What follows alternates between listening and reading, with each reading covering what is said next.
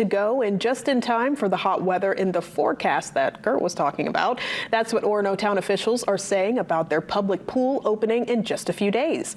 Friday is the first day of summer, and they'll be celebrating with opening day at the Nickerson Municipal Pool. Last year, the pool was only open for one day before having to close for the rest of the summer. They say the closure happened due to an unanticipated yet necessary repair. But now the pool has a brand new gutter system and liner, and it's ready to be enjoyed by everyone. So apart from digging a new hole, it's practically brand new. So a lot of big changes, but it's super exciting.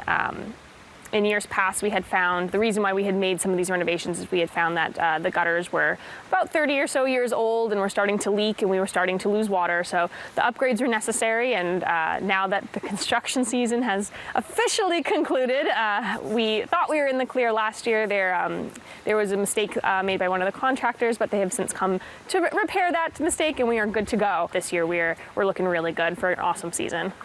This year, they'll be open from noon to 7 p.m., 7 days a week. They hope it gives parents more of an opportunity to bring their children.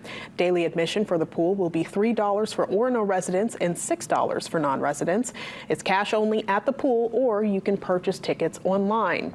Pool goers can also buy a season pass online or at the Orono town office.